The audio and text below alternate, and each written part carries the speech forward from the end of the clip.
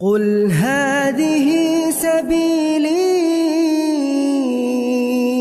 أدعو إلى الله. Assalamualaikum warahmatullahi wabarakatuh. Alhamdulillah, kita ketemu lagi di channel pemberantas kemaksiatan kaum muslimin. Dan seperti biasa, sebelum kita masuk ke pembahasan, kami ingatkan untuk kaum muslimin yang belum subscribe ke channel ini, silakan subscribe untuk mendapatkan notifikasi ketika ada video-video yang terbaru yang kita upload di channel ini.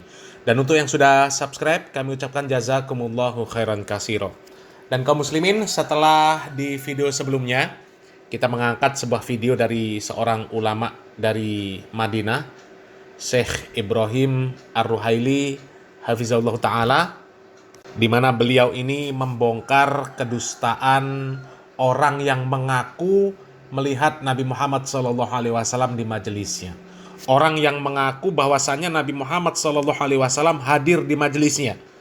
Ketika di majelisnya, orang ini membuat sebuah action yang seolah-olah dirinya ini melihat kedatangan Nabi Muhammad SAW, yang kemudian jamaahnya histeris. Jamaahnya menganggap bahwa Nabi Muhammad SAW benar-benar datang ke majelis orang tersebut. Dan orang tersebut adalah dedengkot para Kabib Ba'alawi, Pak Umar bin Hafidh. Dan kemudian kaum muslimin, di video kali ini kami akan mengajak antum semuanya untuk menyimak video dari Kiai Imaduddin Al-Bantani. Sebagaimana yang kita ketahui, Kiai Imad ini adalah orang yang paling depan di dalam membantah nasab Ba'alawi, membuat penelitian tentang nasab Ba'alawi. Dan terbukti bahwasanya secara ilmu nasab, secara ilmu sejarah, secara ilmu biologi, para Kabib Ba'alawi terbukti bukan keturunan Nabi Muhammad SAW. Dan di video ini kaum muslimin, Kiai Imad memperingatkan kepada warga Nahdlatul Ulama, karena memang yang menjadi mukibin Kabib Ba'alawi itu ya orang Nahdlatul Ulama kaum muslimin. Selain Nahdlatul Ulama sepertinya nggak ada yang menjadi mukibin para Kabib Ba'alawi, karena mereka nggak mudah dibohongi ya. Karena kita tahu kaum muslimin ya, para Kabib Ba'alawi itu hobinya bohong kaum muslimin. Jualan nasab demi nasib, cerita-cerita bohong tentang karomah-karomah, padahal itu semuanya kebohongan kaum muslimin, kedustaan yang besar ya. Jadi di sini Kiai Imad menegaskan kepada warga Nahdlatul Ulama bahwasanya haram hukumnya mempercayai bahwa para Kabib Ba'alawi itu adalah zuriat Nabi Muhammad SAW. Kalau kami santai saja sih kaum muslimin menyikapi masalah isu nasab ini kaum muslimin ya. Mau para Kabib Ba'alawi terbukti pun sebagai zuriat Nabi Muhammad SAW, tapi kalau track recordnya seperti yang ada di video-video yang tersebar itu ya, terutama seperti Pak Umar bin Hafidh yang videonya kita bahas kemarin, sok-sokan didatangi Nabi Muhammad SAW, maka haram kita mempercayai yang seperti itu kaum muslimin ya. Karena kalau kita membenarkan Nabi Muhammad SAW menemui Umar bin Hafidh, artinya kita harus percaya dengan ucapan Umar bin Hafidh, karena ucapan Umar bin Hafidh berasal dari Nabi Muhammad SAW. Nggak mungkin dia berjumpa dengan Nabi Muhammad SAW tidak terjadi dialog, tidak terjadi tanya jawab tentang syariat Islam ya. Kalau terjadi, artinya syariat Islam ini kuncinya ada di Umar bin Hafidh, karena dia yang bertemu dengan Nabi Muhammad SAW ya. Coba kita langsung saja kaum muslimin simak video dari Kiai Imad ya, Kiai Imaduddin Al-Bantani. Kita simak videonya.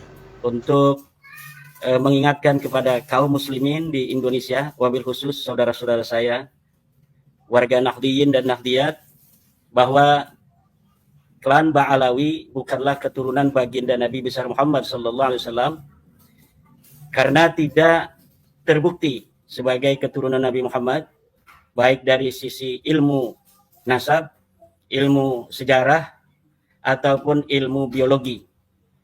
Dari tiga kesimpulan ini, haram bagi umat Islam meyakini Ba'alawi sebagai keturunan Nabi. Tidak boleh lagi husnudonan terhadap nasab Ba'alawi ini, karena husnudon itu adalah untuk sesuatu yang tidak jelas. Sedangkan batalnya nasab Ba'alawi ini sudah jelas, konklusif, DNA-nya bukan DNA Arab, apalagi dia ini turunan Nabi, DNA Arab aja bukan. Demikian apa yang telah disebutkan oleh para ahli DNA, para ahli biologi. Saya hanya mengutip, dan kutipan saya bisa untuk diverifikasi. Kata Mas Rumel, in kunta naqilan fasihah wa in kunta mudda'iyan fadalil. Saya menukil Dr. Sugeng Sugiarto, saya menukil dari Dr. Ari Kaim, bahwa Ba'alawi ini, wahai kaum muslimin, wahai saudara-saudara saya, orang NU, di mana saja berada, jangankan dia orang Arab, DNA-nya mereka bukan DNA, jangankan keturunan Nabi.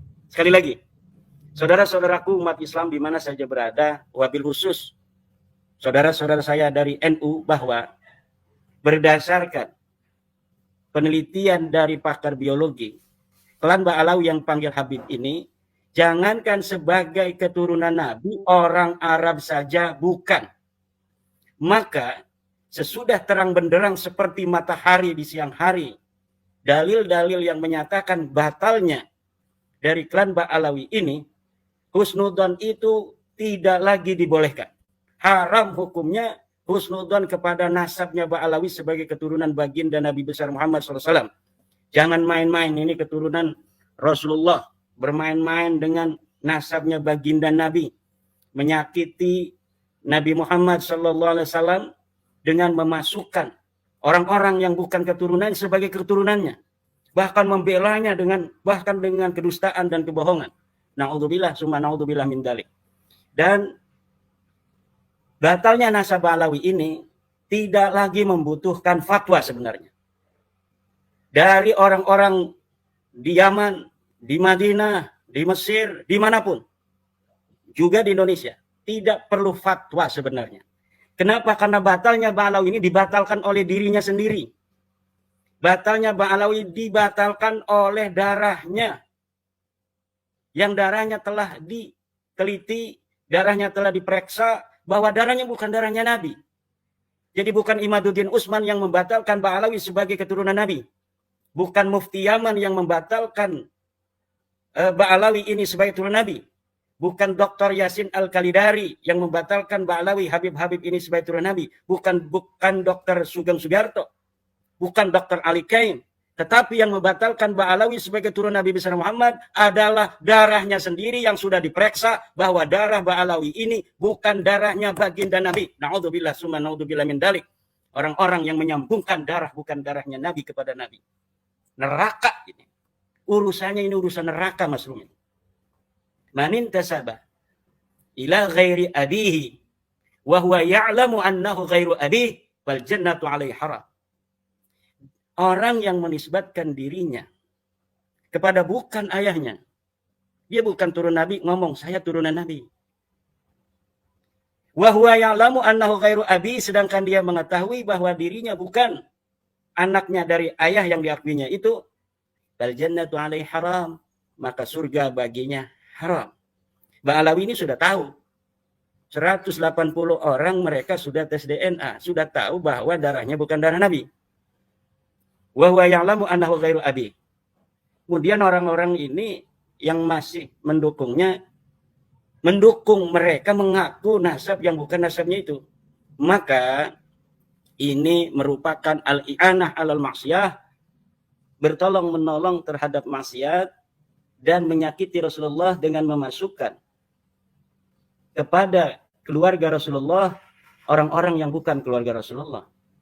Memasukkan kepada turunan Rasulullah orang-orang yang bukan keturunan Rasulullah.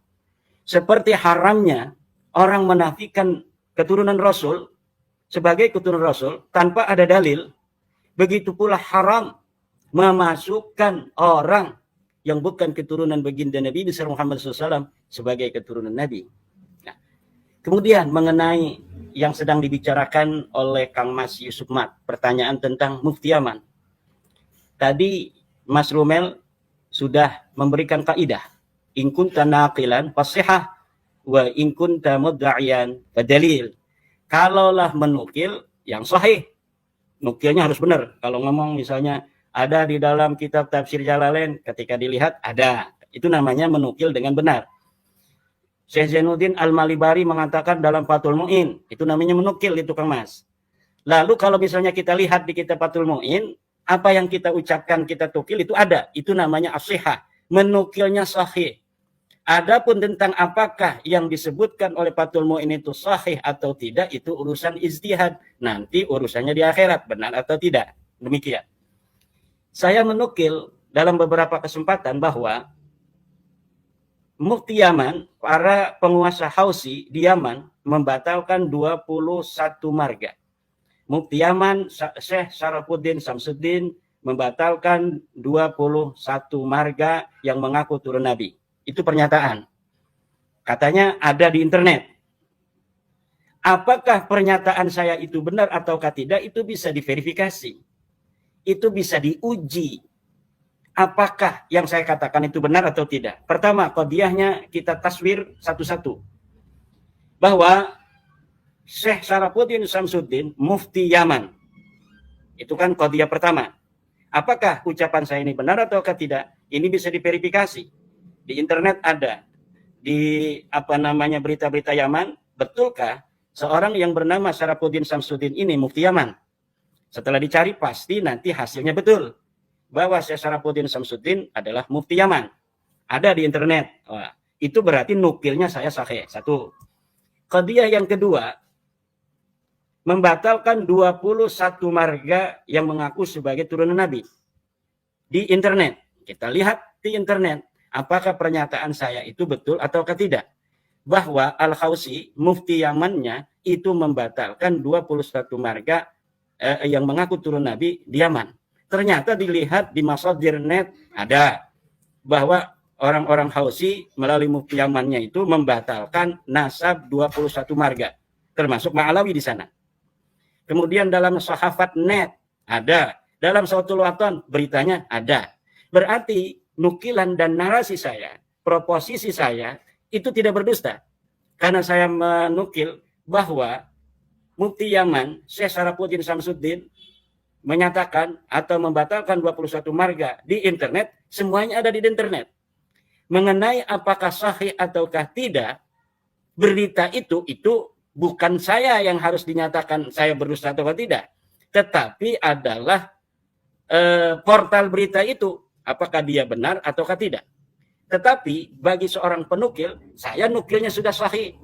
Bahwa saya menyatakan ada berita itu, ternyata beritanya itu ada. Itu namanya menukil sahih. In kunta naqilan fasihatu. Berbeda dengan kalau Mas Rumil menukil. Atau Ba'alawi menukil. Kalau menukil, itu selalu kalau ditelusuri tidak ada. Misal, bagaimana tentang apakah ada berita sejaman tentang nasabnya Ba'alawi bahwa Ahmad bin Isa punya anak bernama Abdullah? Ada di manuskrip, tapi manuskripnya belum boleh dibuka oleh donatur. Ya apa urusannya donatur itu dengan manuskrip yang tidak boleh dibuka? Kenapa donatur itu tidak boleh membuka manuskrip yang telah dibeli dengan mahal itu? Yang telah diambil di luar negeri. Tidak ada lain kecuali dusta.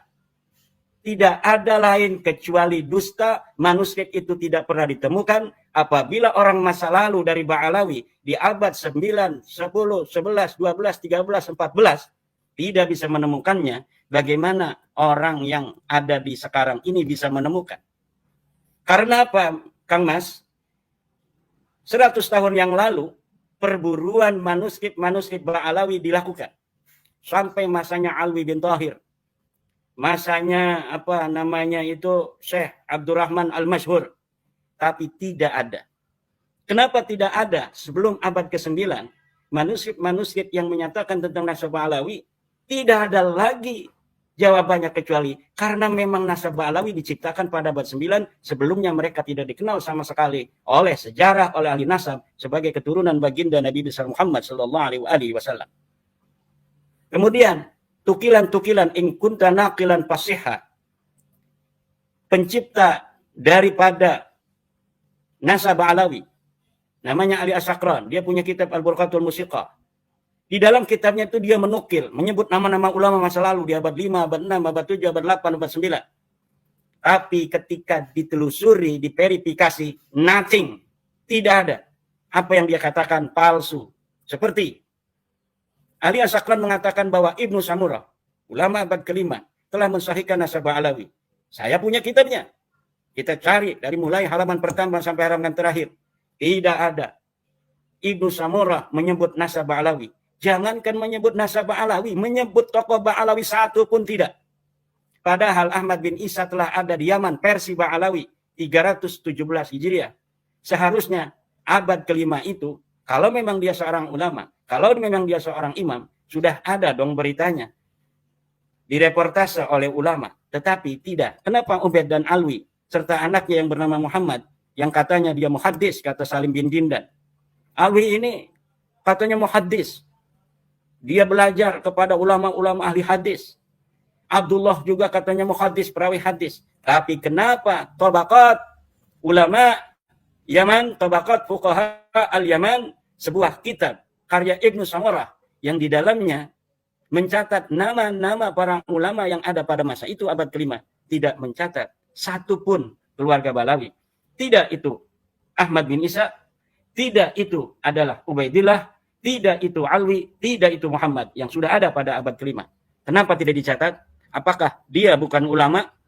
Bukan hanya bukan ulama, Kang Mas. Karena Abdullah, Muhammad, Alwi tidak ada di Madinah, tidak ada di Yaman. Saya ulangi lagi. Karena Abdullah, Alwi, Muhammad tidak ada di Yaman. Dan mungkin juga tidak ada di dunia ini. Tidak pernah dilahirkan. Dari mulai anaknya Abdullah yang namanya Alwi, kemudian Alwi punya anak Muhammad katanya. Karena nama-nama ini saya telusuri adalah nama-nama pelengkap untuk kesahihan nasab mereka saja.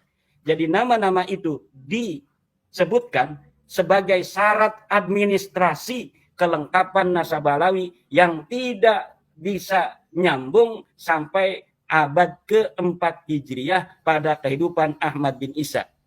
Maka oleh karena ini namanya terlalu, gejlognya ini terlalu panjang, tidak masuk logika kalau namanya hanya sampai Faqih Muqaddam saja, maka diperlukan nama-nama pelengkap agar nasab ini tampaklah logis. Bila ada orang yang berani menyangkal saya dengan narasi ini, silahkan bawa data dan bukti dokumen yang menyebutkan bahwa seorang Abdullah pernah ada di dunia ini. Silahkan bawa dokumen seorang yang namanya Ubaidillah pernah ada di dunia ini. Anaknya yang namanya Alwi pernah ada di dunia ini. Taruh, bawa ke rumah saya. Mana kitabnya? Kalau bukan kitab sejaman, bukti sejaman katanya. Mungkin dia pernah punya jam tangan, mungkin dia pernah punya arloji, mungkin dia pernah punya kacamata, ada namanya Ubaidillah, atau ada namanya Alwi. Silahkan bawa. Tidak akan pernah ditemukan. Kenapa tidak akan pernah ditemukan? Karena dia tidak pernah ada di dunia ini. Karena dia tidak pernah ada di dunia ini. Maka oleh karena itu, sekali lagi, kepada saudara-saudara saya, umat Islam, warga NU, terutama, jangan lagi mengakui Ba'alawi sebagai keturunan Nabi Muhammad SAW. Dan yang dulu-dulu pernah mengakui, sekarang untuk bertobat dan berhenti mengakuinya.